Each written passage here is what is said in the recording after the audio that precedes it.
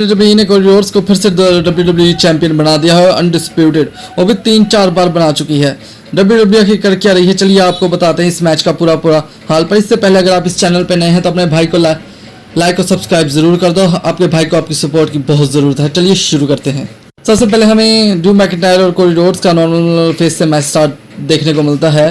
Cody Rhodes Drew McIntyre पर attack कर रहे हैं, ड्रू मैकिंटायर कोडी रोड्स पर अटैक कर रहे हैं और दोनों एक दूसरे के खून के प्यासे हैं। उसके बाद कोडी रोड्स एक स्टेप आगे चले जाते हैं। वो अनाउंसर टेबल पर क्रॉस रोड्स लगाने की कोशिश करते हैं ड्रू मैकिंटायर पर वो ऐसा नहीं कर पाते। पर जैसे वो लगाने लगते हैं अपना क्रॉस रोड्स ड्रू मैकिंटायर बच जाते हैं। और बेसिकली निको ओटिस ने पहले ही कहा था कि ये मैच डिस्क्वालीफाई में नहीं खत्म होना चाहिए, हमें इस मैच का प्रॉपर विनर चाहिए। उसके बाद ड्रू मैकिंटायर एक टेबल निकालते हैं और कोडी रोड्स को उस टेबल पर बड़ी बुरी तरह पटक देते हैं। इसके बाद ड्रू मैकिंटायर कोडी रोड्स को रिंग में ले जाते हैं और रिंग में ले जाकर पिन करने की कोशिश करते हैं, पर ऐसा नहीं होता। उसके बाद दोबारा इन दोनों के बीच में फाइट देखने को मिलती है, घमासान युद्ध देखने को मिलता है। उसके बाद होता ये है कि ड्रू मैकिंटायर कोडी रोड्स पर क्रॉस रोड्स ही लगा देते हैं। उसके बाद कोडी रोड्स प्लेबॉल किक लगा देते हैं ड्रू मैकिंटायर पर। मतलब दोनों ने एक दूसरे की मूव्स को कॉपी किया और हराने की कोशिश की, पर वो ऐसा नहीं कर पाए। ये मैच अभी भी चल रहा था।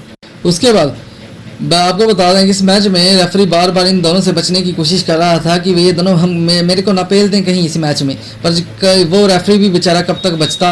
रेफरी को भी आखिरकार अपनी जान देनी पड़ती है और रेफरी क्रॉस रोड्स के लगाने के बहाने से रेफरी को इंजर्ड ही कर देते हैं। जी हाँ, रेफरी वहाँ पे गिर जाता है और वहाँ पे कोडी रोड्स अपना क्रॉस रोड्स और अपनी स्पेशल मूव्स लगा देते हैं ड्रू मैकिंटायर पर और पिन करने की कोशिश करते हैं, पर वहाँ पर रेफरी ही नहीं था। उसके बाद जब वहाँ पर कोडी रोड्स रेफरी को बुलाते हैं तभी ड्रू मैकिंटायर उठकर अपनी प्ले बॉल किक वगैरह सब कुछ लगा देते हैं और कोडी रोड्स को पिन करने की कोशिश करते हैं। आपको बता दें कि ये रेफरी वही था जिससे ड्रू मैकिंटायर ने माफ़ी मांगी थी सबके सामने, पिन करने की कोशिश करते लेकिन कोडी रोड्स पिन नहीं होते।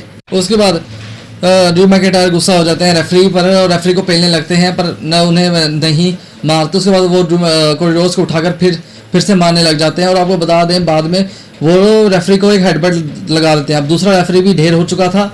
उसके बाद जब दूसरा रेफरी ढेर हो गया तो ड्रू मैकिंटायर साइड रिंग से रिंग चेयर लेकर आते हैं और कोडी रोड्स को मारने की कोशिश करते हैं, लेकिन नहीं, वहाँ पे जेकब फाटू आ जाते हैं। जेकब फाटू बेसिकली वो चेयर को छीन लेते हैं और बेसिकली इस बार वो कोडी रोड्स पर अटैक नहीं करते, बेसिकली वो चेयर छीन लेते हैं।